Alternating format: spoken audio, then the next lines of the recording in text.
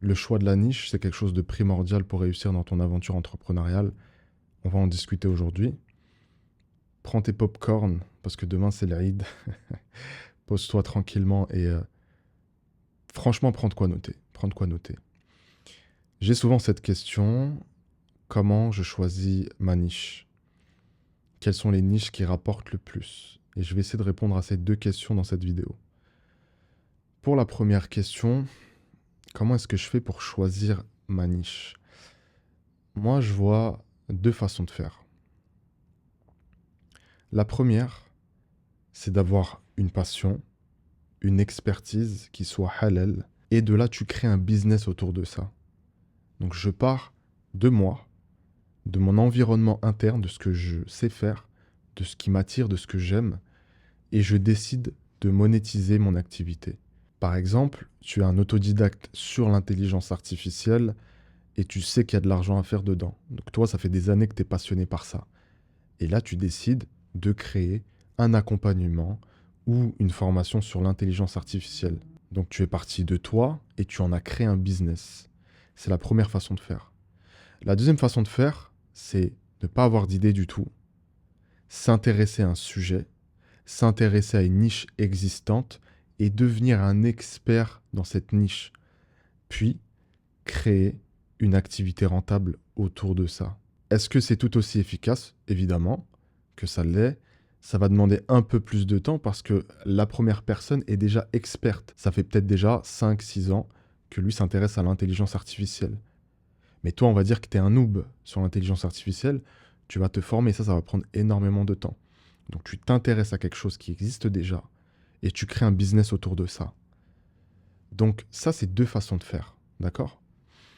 Maintenant, est-ce qu'il faut suivre forcément une passion? Je dirais oui, lorsqu'elle est monétisable. Et quand j'ai commencé à entreprendre, je vous avais parlé une fois de la toute première formation que j'avais achetée. Eh bien, le formateur, euh, André, André Dubois, il avait un blog, il avait même plusieurs blogs. À l'époque, c'était vraiment ce qui était tendance, c'était créer des blogs et faire des articles et ramener du clic pour pouvoir monétiser, mettre de la publicité sur son blog, etc. Il avait un blog sur le judo, c'est-à-dire qu'il faisait du judo et il a décidé de monétiser cette activité avec son sensei, avec son maître. Et c'était un blog qui lui a rapporté de l'argent. Donc il est parti d'une passion qu'il avait, donc le judo, et il l'a monétisé. Donc c'est tout à fait possible. Aujourd'hui, est-ce que les blogs, est-ce que ça marche? Je me pose la question, je suis pas sûr, mais il y a beaucoup d'autres moyens de faire de l'argent de manière efficace. Maintenant, admettons que tu aies zéro idée, ok? Quelle niche est-ce que tu pourrais choisir? Même si aujourd'hui tu n'es pas du tout un expert dans un domaine, je te dirais, qu'est-ce qui t'intéresse? Naturellement comme ça. Quel genre de contenu tu peux regarder vraiment sans te lasser? Est-ce que c'est le sport? Est-ce que, je sais pas, c'est la lecture? Est-ce que c'est les échecs? Pose-toi cette question. Ce sera plus facile de réussir dans un business, ou plutôt dans une niche, dans laquelle tu as un certain intérêt, dans laquelle tu peux créer du contenu sans forcément te fatiguer ou, j'ai envie de dire plutôt être dégoûté, parce qu'on se fatigue tous. Donc, pose-toi cette question-là. La deuxième chose, les gars, il faut que je vous dise quelque chose, c'est que il y a des niches où il y aura toujours de l'argent. Ça ne veut pas dire que dans les autres, l'argent peut s'épuiser. Mais ça, c'est vraiment pour moi les trois niches dans lesquelles on peut faire beaucoup, beaucoup, beaucoup, beaucoup d'argent. Vous avez le domaine de la santé, donc la nutrition, le sport, la transformation physique. Vous avez le make money, donc accompagner des gens comme je le fais à faire de l'argent, à créer un business, etc. Et vous avez les relations, qui est mon premier business également. Donc relations humaines, homme-femme, relation à soi, dev perso, même si je ne suis pas un grand fan de dev perso, en tout cas dans ce qu'il a de plus perché. Donc là déjà, vous avez trois grandes niches. Et le but pour vous les gars, c'est de choisir une de ces niches par exemple, ou une autre, et de vous nicher encore plus. Je vous donne un exemple. On va prendre la transformation physique, ok? Vous pouvez être un coach sportif, qui aide les femmes qui viennent d'accoucher, par exemple, à perdre 10 kilos. Mais vous pouvez être aussi un coach sportif qui aide les femmes et les hommes à prendre 10 kilos. Ou vous pouvez vous nicher encore plus. Vous accompagner les mamans solo débordées à perdre 10 kilos sans souffrir par un régime drastique, et ça en 90 jours, par exemple. Le message que je vais vous faire passer ici, les gars, c'est n'ayez pas peur de vous nicher. N'ayez pas peur d'être très précis dans votre niche, parce que c'est ce qu'il y a de plus important. C'est ce qui fait la différence entre un business qui fonctionne et un autre qui ne fonctionne pas.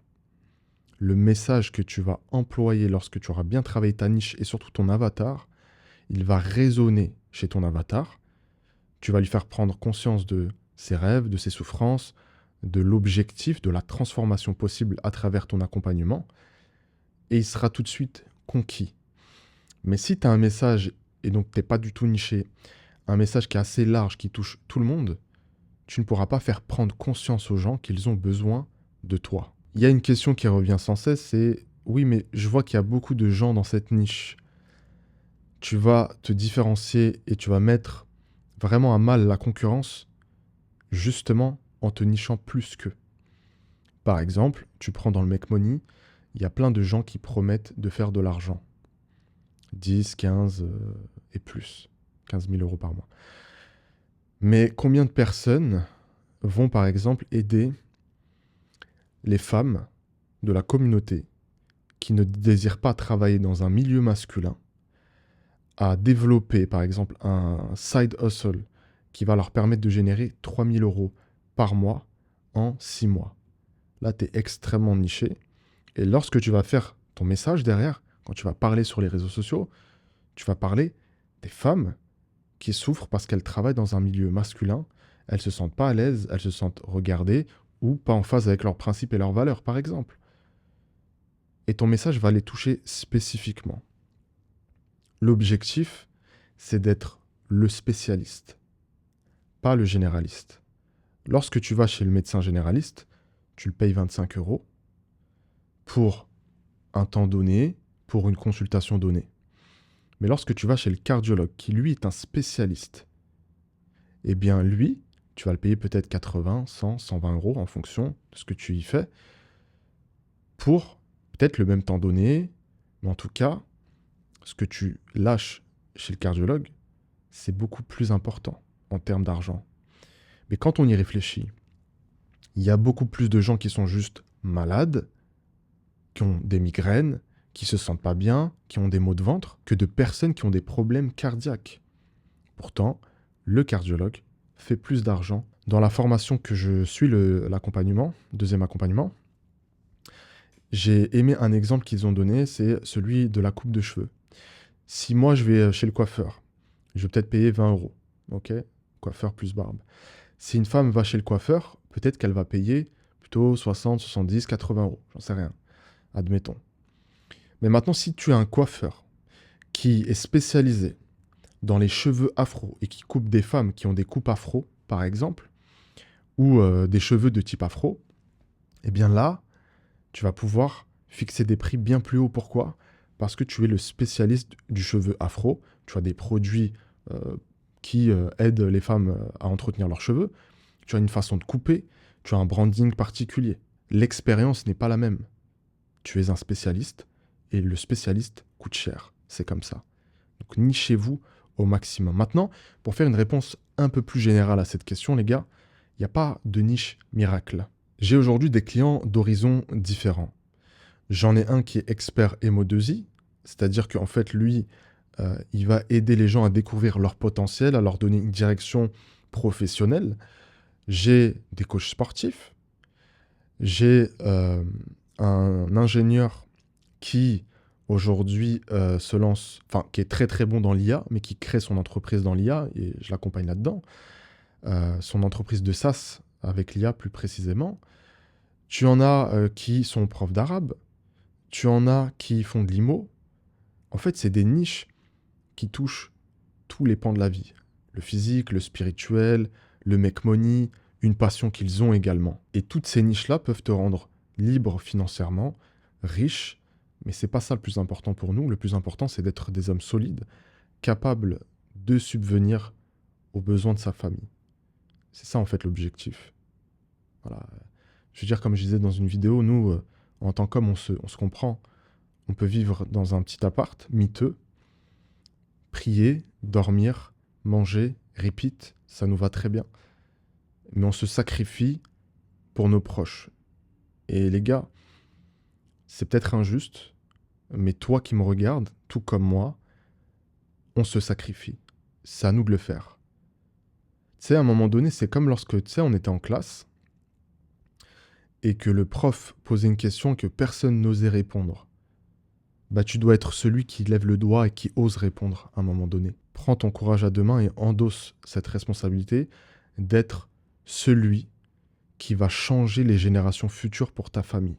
Donc tu prends une niche, tu deviens expert dans ta niche, tu crées autour de cette niche une promesse unique que personne n'a, mis à part toi, et tu auras devant toi ce qu'on appelle un océan bleu. L'océan bleu, on le met souvent en concurrence avec l'océan rouge, donc qui sont opposés. En gros, l'océan bleu, c'est l'océan où il y a ta barque, d'accord? Il y a ta canne à pêche et il y a tes poissons. Donc les poissons, entre guillemets, c'est les clients. L'océan rouge, c'est un océan où il y a peut-être le même nombre de poissons, mais il y a peut-être 3, 4, 5 pêcheurs de plus que toi. Plus tu vas te nicher, plus tu seras dans un océan bleu, et plus tu vas prendre des parts de marché importantes, et tu seras reconnu comme le spécialiste de ton marché. D'accord? Donc c'est important les gars de bien se positionner, ça il faut le faire dès le début, c'est un travail de longue haleine, et là je vous ai vraiment donné des pistes. Et il n'y a pas besoin de réfléchir 36 ans. Je choisis quelque chose que j'aime bien, et quelque chose qui existe déjà. D'accord? Pourquoi? Quelque chose qui existe déjà, ça sera la preuve que ça marche, qu'il y a des gens qui arrivent à vendre. Donc on ne vient pas avec une idée complètement innovante en pensant qu'on va révolutionner le monde. Tu ne vas pas réinventer la roue, et moi non plus d'ailleurs. Donc on prend quelque chose qui existe, qui fonctionne déjà, on se l'approprie. Et encore une fois les gars, ne paniquez pas trop sur la niche, vous pouvez choisir n'importe quoi, tant que c'est halal et monétisable. Et je vais finir sur ça, le plus important lorsque tu choisis ta niche, c'est est-ce que ce que je vais proposer va satisfaire Allah ou pas? Est-ce que ça sera un témoin contre moi l'yawm al-qiyamah? Ou est-ce qu'au contraire, ça va peser lourd dans ma balance et ça va m'ouvrir peut-être la porte d'El Firdaus, qu'Allah nous le permette, qu'Allah nous l'accorde. Vous voyez? Donc on revient toujours, en tant qu'homme de valeur, à sa spiritualité. À vraiment ce goût de l'effort, ce goût de chercher la satisfaction d'Allah, de protéger sa famille. Parce qu'aujourd'hui, on est là, et certains d'entre vous qui me regardent, vous faites déjà de l'argent, et nous ne sommes pas là à vendre un lifestyle incroyable, boîte de nuit, chicha, et j'en passe. Parce qu'on est musulmans, on est, alhamdoulilah, des musulmans pratiquants, et on veut faire les choses bien, et on veut que ça puisse nous aider fil dunya wa fil akhirah. Donc ça, il faut jamais, jamais le perdre de vue. D'ici là, tu prends soin de toi, et on se dit à la prochaine. Assalamu alaikum wa rahmatullah.